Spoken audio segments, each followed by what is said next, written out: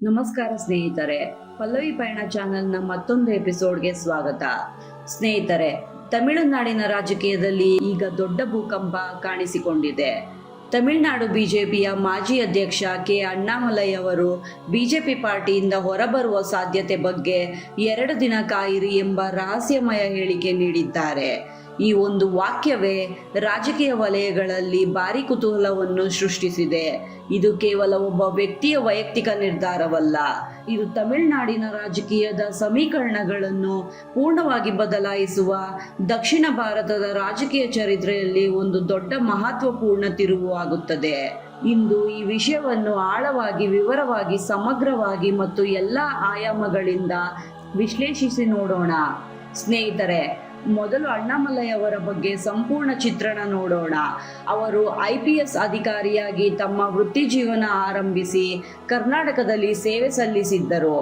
ಅವರ ನಿಷ್ಠೆ, ಭ್ರಷ್ಟಾಚಾರ ವಿರುದ್ಧ ನಿಲುವು, ಧೈರ್ಯಶಾಲಿ ನಡೆ ಮತ್ತು ಜನಸಾಮಾನ್ಯರ ಸಮಸ್ಯೆಗಳ ಬಗ್ಗೆ ತೋರಿಸುವ ಕಾಳಜಿಯಿಂದಾಗಿ ಅವರು ಜನರ ಗಮನ ಸೆಳೆದರು. 2021ರಲ್ಲಿ ಬಿಜೆಪಿಗೆ ಸೇರಿದ ನಂತರ ತಮಿಳುನಾಡು ಬಿಜೆಪಿ ಪ್ರದೇಶ ಅಧ್ಯಕ್ಷರಾಗಿ ನೇಮಕಗೊಂಡರು. ಅವರ ನೇತೃತ್ವದಲ್ಲಿ ಪಾರ್ಟಿ ರಾಜ್ಯದಲ್ಲಿ ಹೊಸ ಶಕ್ತಿಯನ್ನು ಪಡೆಯಿತು. ವಿಶೇಷವಾಗಿ ಯುವಕರ ನಡುವೆ ಬಿಜೆಪಿಯ ಜನಪ್ರಿಯತೆ ಹೆಚ್ಚಾಯಿತು. 2024ರ ಲೋಕಸಭಾ ಚುನಾವಣೆಯಲ್ಲಿ ಬಿಜೆಪಿ IDMK ಮೈತ್ರಿ ಕೆಲವು ಸೀಟುಗಳಲ್ಲಿ ಉತ್ತಮ ಪ್ರದರ್ಶನ ನೀಡಿತು. ಆದರೆ 2026ರ ವಿಧಾನಸಭಾ ಚುನಾವಣೆ ತಯಾರಿಯಲ್ಲಿ ಪಾರ್ಟಿಯೊಳಗಿನ ಕೆಲವು ನಿರ್ಧಾರಗಳ ಬಗ್ಗೆ ಅಣ್ಣಾಮಲೈ ಅವರು ತೀವ್ರ ಅಸಮಾಧಾನ ಹೊಂದಿದ್ದರು ಎನ್ನಲಾಗಿದೆ. ಈಗಿನ ಪರಿಸ್ಥಿತಿ ಏನು? ವಿವಿಧ ವಿಶ್ವಾಸಾರ್ಹ ಮೂಲಗಳ ಪ್ರಕಾರ ಅಣ್ಣಾಮಲೈ ಅವರು ಬಿಜೆಪಿ ರಾಷ್ಟ್ರೀಯ ಅಧ್ಯಕ್ಷ ಅವರೊಂದಿಗೆ ದೆಹಲಿಯಲ್ಲಿ ಮುಖ್ಯ ಸಭೆ ನಡೆಸಲಿದ್ದಾರೆ. ಈ ಸಭೆಯಲ್ಲಿ ಅವರು ತಮ್ಮ ಮುಂದಿನ ನಡೆಯನ್ನು ಸ್ಪಷ್ಟಿಸುವ ಸಾಧ್ಯತೆ ಇದೆ. ಅವರಿಗೆ ರಾಜ್ಯಸಭೆ ಸೀಟ್, ಪಾರ್ಟಿಯಲ್ಲಿ ಹೆಚ್ಚಿನ ಹುದ್ದೆ ಅಥವಾ ಇತರ ಪ್ರಸ್ತಾಪಗಳು ಬಂದರೂ ಅವುಗಳನ್ನು ತಿರಸ್ಕರಿಸಿದ್ದಾರೆ ಎನ್ನಲಾಗಿದೆ. ಬದಲಿಗೆ ಅವರು ತಮ್ಮ ಬೆಂಬಲಿಗರೊಂದಿಗೆ ಹೊಸ ಜನ ಚಳವಳಿಯನ್ನು ಪ್ರಾರಂಭಿಸಿ ನಂತರ ಅದನ್ನು ಪೂರ್ಣ ಪ್ರಮಾಣದ ರಾಜಕೀಯ ಪಕ್ಷವಾಗಿ ಪರಿವರ್ತಿಸುವ ಯೋಜನೆಯಲ್ಲಿದ್ದಾರೆ ಎಂದು ಹೇಳಲಾಗುತ್ತದೆ. ಅಣ್ಣಾಮಲೈ ಹೊಸ ಚಳವಳಿ ನೀಡುವುದೇ? ಈ ಪ್ರಶ್ನೆಯು ಈಗ ತಮಿಳುನಾಡು ರಾಜಕೀಯದಲ್ಲಿ ಅತ್ಯಂತ ಹೆಚ್ಚು ಚರ್ಚೆಯಾಗುತ್ತಿದೆ. ಕೊಯಂಬತ್ತೂರಿನಲ್ಲಿರುವ ಅವರ ಬೆಂಬಲಿಗರು ಈಗಾಗಲೇ ಪೋಸ್ಟರ್ಗಳನ್ನು ಅಂಟಿಸಿದ್ದಾರೆ. ಸೋಷಿಯಲ್ ಮೀಡಿಯಾದಲ್ಲಿ Annamalai for TN, new TN politics, people movement ಎಂಬ ಹ್ಯಾಶ್ಟ್ಯಾಗ್ಗಳು ಟ್ರೆಂಡ್ ಆಗುತ್ತಿವೆ. ಅಣ್ಣಾಮಲೈ ಅವರು ತಮ್ಮ ಬೆಂಬಲಿಗರಿಗೆ ನಾವು ಭ್ರಷ್ಟಾಚಾರ ಮುಕ್ತ ಜನಪರ ರಾಜಕೀಯವನ್ನು ಮುಂದುವರಿಸುತ್ತೇವೆ, ಯಾವುದೇ ರಾಜಕೀಯ ಒತ್ತಡಕ್ಕೆ ಬಗ್ಗುವುದಿಲ್ಲ, ತಮಿಳುನಾಡಿನ ಯುವಕರ ಕನಸುಗಳನ್ನು ನನಸು ಮಾಡುತ್ತೇವೆ ಎಂಬ ಸಂದೇಶವನ್ನು ನೀಡುತ್ತಿದ್ದಾರೆ. ಇದು ಸ್ವತಂತ್ರ ರಾಜಕೀಯಕ್ಕೆ ಒಂದು ಹೊಸ ಉದಾಹರಣೆಯಾಗಬಹುದು. ಅಣ್ಣಾಮಲೈ ತಮ್ಮ ಬೆಂಬಲಿಗರಿಗೆ ಏನು ಹೇಳುತ್ತಿದ್ದಾರೆ? ಅಣ್ಣಾಮಲೈ ಅವರ ಬೆಂಬಲಿಗರು ಮುಖ್ಯವಾಗಿ ಯುವಕರ ಉದ್ಯಮಿಗಳು, ಮಧ್ಯಮ ವರ್ಗದ ಜನರು ಮತ್ತು ಸೋಷಿಯಲ್ ಮೀಡಿಯಾ ಬಳಕೆದಾರರು. ಕೊಯಂಬತ್ತೂರಿನಂತಹ ಪ್ರದೇಶಗಳಲ್ಲಿ ಅವರಿಗೆ ದೊಡ್ಡ ಬೆಂಬಲವಿದೆ. ಅವರು ಭ್ರಷ್ಟಾಚಾರ ವಿರೋಧಿ ರಾಜಕೀಯವನ್ನು ಮುಂದುವರಿಸುವುದಾಗಿ ಭರವಸೆ ನೀಡಿದ್ದಾರೆ.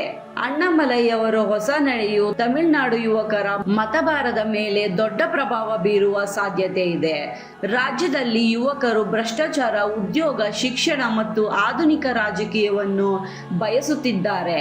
ಅಣ್ಣಾಮಲೈ ಅವರ ಆಕ್ರಮಣಕಾರಿ ಶೈಲಿ ಮತ್ತು ಈ ಮೆಸೇಜ್ ಯುವಕರನ್ನು ಆಕರ್ಷಿಸುತ್ತಿದೆ. 2026ರ ಚುನಾವಣೆಯಲ್ಲಿ ಈ ಯುವ ಮತಗಳು ಯಾವ ಕಡೆಗೆ ವಾಲುತ್ತವೆ ಎಂಬುದು ಎಲ್ಲ ಪಕ್ಷಗಳಿಗೂ ತುಂಬ ಮುಖ್ಯವಾಗಿದೆ. ತಮಿಳುನಾಡು ರಾಜಕೀಯ ನವೀಕರಣಗಳು. ತಮಿಳುನಾಡು ರಾಜಕೀಯದಲ್ಲಿ ಈಗ ದೊಡ್ಡ ನವೀಕರಣಗಳು ನಡೆಯುತ್ತಿವೆ. DMK ಸರ್ಕಾರವು ತನ್ನ ಅಧಿಕಾರವನ್ನು ಮುಂದುವರಿಸುವಲ್ಲಿ ತೊಡಗಿದೆ. ಬಿಜೆಪಿ AIADMKಯೊಂದಿಗೆ ಮೈತ್ರಿ ಮುಂದುವರಿಸುವ ನಿರ್ಧಾರವನ್ನು ಅಣ್ಣಾಮಲೈ ಅವರು ಬಹುತೇಕ ವಿರೋಧಿಸಿದ್ದಾರೆ. ಈ ಅಸಮಾಧಾನವೇ ಅವರ ನಿರ್ಗಮನಕ್ಕೆ ಪ್ರಮುಖ ಕಾರಣವಾಗಿದೆ ಎಂದು ಹೇಳಲಾಗುತ್ತಿದೆ. ವಿರೋಧಿ ಪಕ್ಷಗಳ ಪ್ರತಿಕ್ರಿಯೆ. ವಿರೋಧಿ ಪಕ್ಷಗಳು ಈ ಘಟನೆಗೆ ತೀವ್ರ ಪ್ರತಿಕ್ರಿಯೆ ನೀಡುತ್ತಿವೆ. DMK ನಾಯಕರು ಬಿಜೆಪಿ ಒಳಗೆ ಒಡೆದು ಹೋಗುತ್ತಿದೆ, ಅವರ ತಂತ್ರಗಳು ವಿಫಲವಾಗುತ್ತಿವೆ ಎಂದು ಹೇಳುತ್ತಿದ್ದಾರೆ. AIADMKಯಲ್ಲಿ ಕೂಡ ಈ ಘಟನೆಯಿಂದ ಹೊಸ ಚರ್ಚೆಗಳು ಆರಂಭವಾಗಿವೆ. ಕೆಲವು ನಾಯಕರು ಅಣ್ಣಾಮಲೈಯವರನ್ನು ತಮ್ಮ ಕಡೆಗೆ ಆಕರ್ಷಿಸುವ ಪ್ರಯತ್ನವನ್ನು ಮಾಡುತ್ತಿರುವ ಸುದ್ದಿಗಳಿವೆ. ಇದು ಎಲ್ಲ ಪಕ್ಷಗಳ ತಂತ್ರಗಳನ್ನು ಬದಲಾಯಿಸುವ ಸಾಧ್ಯತೆ ಇದೆ. ಸ್ವತಂತ್ರ ರಾಜಕೀಯ ವಿಧಾನಗಳು ಸಾಧ್ಯವೇ? ಅಣ್ಣಾಮಲೈಯವರು ಹೊಸ ಚಳುವಳಿ ಪ್ರಾರಂಭಿಸುವುದು ಸುಲಭವಲ್ಲ. ಇದಕ್ಕೆ ಅನೇಕ ಸವಾಲುಗಳಿವೆ. ಮೊದಲನೆಯದಾಗಿ ಹಣಕಾಸು ಸಂಗ್ರಹಣ. ರಾಜಕೀಯ ಚಳವಳಿಗೆ ಅಪಾರ ಹಣದ ಅಗತ್ಯವಿದೆ. ಎರಡನೆಯದಾಗಿ ರಾಜ್ಯಾದ್ಯಂತ ಬಲವಾದ ಸಂಘಟನೆಯನ್ನು ನಿರ್ಮಿಸುವುದು. ಮೂರನೆಯದಾಗಿ ನಾಯಕತ್ವದ ಸ್ಥಿರತೆಯನ್ನು ಕಾಯ್ದುಕೊಳ್ಳುವುದು. ಅಣ್ಣಾಮಲೈಯವರ ಆಕ್ರಮಣಕಾರಿ ಮತ್ತು ನೇರ ಶೈಲಿಯು ಕೇವಲ ಕೆಲವು ವರ್ಗಗಳಲ್ಲಿ ವಿವಾದಕ್ಕೆ ಕಾರಣವಾಗಬಹುದು, ಆದರೆ ಅವರಿಗೆ ಪ್ರಬಲ ಬೆಂಬಲವಿದೆ. ಯುವಕರು, ಉದ್ಯಮಿಗಳು, ಮಧ್ಯಮ ವರ್ಗದ ಜನರು, ತಂತ್ರಜ್ಞಾನ ಕ್ಷೇತ್ರದ ವೃತ್ತಿಪರರು ಮತ್ತು ಸೋಷಿಯಲ್ ಮೀಡಿಯಾ ಬಳಕೆದಾರರಲ್ಲಿ ಅವರ ಜನಪ್ರಿಯತೆ ಗಣನೀಯವಾಗಿದೆ. ಇವರು ಅವರ ಹೊಸ ಚಳುವಳಿಗೆ ಬಲವಾದ ಅಡಿಪಾಯವಾಗಬಹುದು. ಬಿಜೆಪಿ ಈಗ ತನ್ನ ತಂತ್ರವನ್ನು ಪುನರ್ವಿಮರ್ಶೆ ಮಾಡುವ ಅಗತ್ಯವಿದೆ. ದಕ್ಷಿಣ ಭಾರತದಲ್ಲಿ ಹೊಸ ಮುಖಗಳನ್ನು ತಂದು ಪಾರ್ಟಿಯನ್ನು ಬಲಪಡಿಸುವುದು, ಮೈತ್ರಿಕೂಟಗಳನ್ನು ಪುನರ್ರಚಿಸುವುದು ಅಥವಾ ಸ್ವತಂತ್ರವಾಗಿ ಹೆಚ್ಚು ಶಕ್ತಿ ಹೂಡುವುದು ಎಂಬ ಆಯ್ಕೆಗಳು ಚರ್ಚೆಯಲ್ಲಿವೆ. ಕರ್ನಾಟಕ, ತೆಲಂಗಾಣ, ಆಂಧ್ರ ಪ್ರದೇಶಗಳಲ್ಲಿ ಪಾರ್ಟಿಯ ತಂತ್ರಗಳು ಈಗ ಘಟನೆಯಿಂದ ಪ್ರಭಾವಿತವಾಗಬಹುದು. ಈ ನಿರ್ಧಾರದಿಂದಾಗಿ ತಮಿಳುನಾಡು ರಾಜಕೀಯದಲ್ಲಿ 3 ಧ್ರುವಗಳು ರೂಪುಗೊಳ್ಳುವ ಸಾಧ್ಯತೆ ಇದೆ. ದ್ರಾವಿಡ ಪಕ್ಷಗಳು, ಎಐಎಡಿಎಂಕೆ, ಬಿಜೆಪಿ ಮೈತ್ರಿ ಮತ್ತು ಅಣ್ಣಾಮಲೈ ನೇತೃತ್ವದ ಹೊಸ ಶಕ್ತಿ.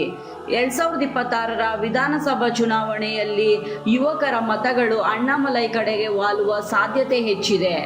ದಕ್ಷಿಣ ಭಾರತದಲ್ಲಿ ಬಿಜೆಪಿಯ ರಾಜಕೀಯ ವ್ಯೂಹಗಳು ಬದಲಾವಣೆ ಆಗುವುದು ಖಚಿತ. ಹೊಸ ಪಕ್ಷ ಸ್ಥಾಪಿಸುವುದು, ಚುನಾವಣಾ ಆಯೋಗದ ನಿಯಮಗಳನ್ನು ಪಾಲಿಸುವುದು, ಹಣಕಾಸು ನಿರ್ವಹಣೆ, ದೀರ್ಘಕಾಲೀನ ಸಂಘಟನೆ ಕಾಯ್ದುಕೊಳ್ಳುವುದು ಮತ್ತು ವಿರೋಧಿ ಪಕ್ಷಗಳ ತೀವ್ರ ವಿರುದ್ಧ ದೊಡ್ಡ ಸವಾಲುಗಳಾಗಿರುತ್ತವೆ. ಸ್ನೇಹಿತರೆ, ಈ ಘಟನೆ ಭಾರತೀಯ ರಾಜಕೀಯದಲ್ಲಿ ಒಂದು ಪ್ರಮುಖ ಪಾಠವನ್ನು ಕಲಿಸುತ್ತದೆ. ವೈಯಕ್ತಿಕ ನಾಯಕತ್ವ, ಜನರ ಬೆಂಬಲ ಮತ್ತು ಪಾರ್ಟಿಯ ನಿಷ್ಠೆ ನಡುವಿನ ಸಂಘರ್ಷವನ್ನು ಇದು ಸ್ಪಷ್ಟವಾಗಿ ಪ್ರತಿಬಿಂಬಿಸುತ್ತದೆ. ರಾಜಕೀಯವು ನಿರಂತರ ಬದಲಾವಣೆಯಲ್ಲಿ ಇರುವ ಕ್ಷೇತ್ರ. ಅಣ್ಣಾಮಲೈಯವರ ಮುಂದಿನ ನಡೆ ಏನಾಗುತ್ತದೆ ಎಂಬುದನ್ನು ನಾವು ಕಾಯುತ್ತಿದ್ದೇವೆ. ಇದು ತಮಿಳುನಾಡು ಮಾತ್ರವಲ್ಲ, ಸಂಪೂರ್ಣ ದಕ್ಷಿಣ ಭಾರತದ ರಾಜಕೀಯ ಭೂವಿಕೆಯ ಮೇಲೆ ಗಣನೀಯ ಪ್ರಮಾಣ ಬೀರುವ ಸಾಧ್ಯತೆ ಇದೆ. ಈ ಘಟನೆಯಿಂದ ನೀವು ಏನು ಕಲಿತಿದ್ದೀರಿ? ರಾಜಕೀಯದಲ್ಲಿ ವೈಯಕ್ತಿಕ ನಾಯಕತ್ವವೇ ಹೆಚ್ಚು ಮುಖ್ಯವೋ ಅಥವಾ ಪಾರ್ಟಿ ರಚನೆ ಮತ್ತು ಸಂಘಟನೆಯೇ? ಅಣ್ಣಾಮಲೈಯವರು ಹೊಸ ಪಕ್ಷ ಸ್ಥಾಪಿಸಿದರೆ ಇದು ಯಶಸ್ವಿಯಾಗುತ್ತದೆಯೇ? ನಿಮ್ಮ ಅಭಿಪ್ರಾಯಗಳನ್ನು ಕಮೆಂಟ್ನಲ್ಲಿ ತಿಳಿಸಿ. ಲೈಕ್ ಮಾಡಿ, ಶೇರ್ ಮಾಡಿ ಮತ್ತು ನಮ್ಮ ಚಾನೆಲ್ಗೆ ಸಬ್ಸ್ಕ್ರೈಬ್ ಮಾಡುವುದನ್ನು ಮರೆಯಬೇಡಿ. ಮುಂದಿನ ವಿಡಿಯೋದಲ್ಲಿ ಭೇಟಿಯಾಗ್ತೀನಿ. ಧನ್ಯವಾದಗಳು.